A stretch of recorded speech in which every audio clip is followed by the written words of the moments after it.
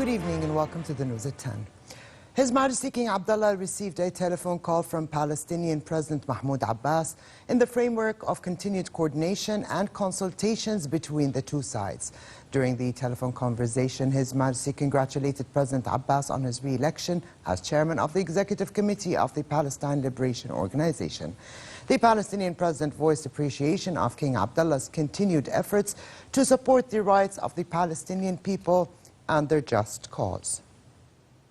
At least 142 people were killed as Syrian forces battled Daesh terrorists in Yarmouk Palestinian refugee camp in southern Damascus. The Syrian Observatory for Human Rights said Syrian forces began their attack yesterday using artillery shelling and airstrikes. The camp, which has been under siege by the army since rebels captured it in 2012, was home to some 160,000 Palestinians before the Syria conflict began in 2011. Meanwhile, Syrian rebel fighters and their family members continued to leave their South Damascus enclave for opposition-held areas in northern Syria.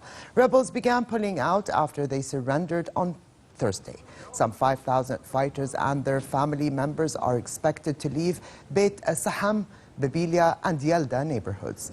The evacuation comes as part of a deal struck between the Syrian government and the rebel group, which granted passage for the fighters' relocation.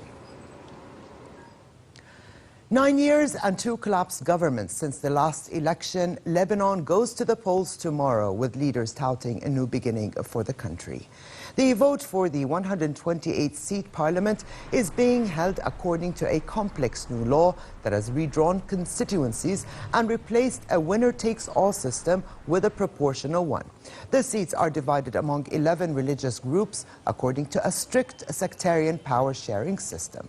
Some 130 election observers will be deployed by the EU Election Observation Mission to monitor the elections. Hawaii's Big Island remained on high alert today after the Kilauea volcano spewed lava into residential areas.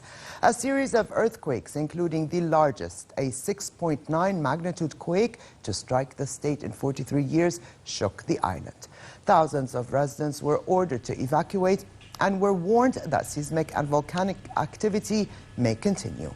Lava flows from the volcano have covered 125 square kilometers.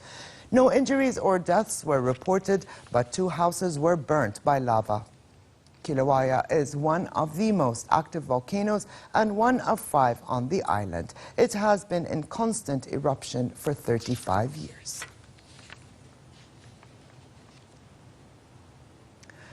In the world of fashion, and when it comes to runway shows, Chanel knows how to pull out all the stops. For its Cruise 2019 show in Paris, the fashion house brought an actual cruise ship onto its runway. The collection included plenty of navy stripes and crop tops. Sequins adorned the majority of the outfits, including the berets. The brand's traditional twin sets still took center stage in light pastel colors and paired with white tights.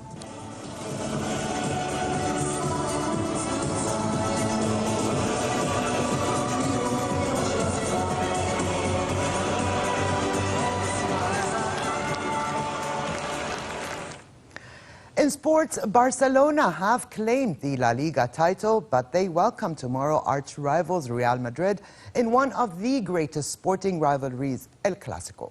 Barca also won the Copa del Rey.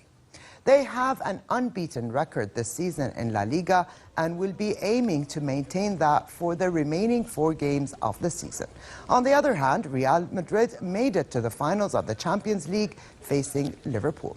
Speaking ahead of tomorrow's match, Real coach Zinedine Zidane said he believes it is more difficult to win La Liga than the Champions League.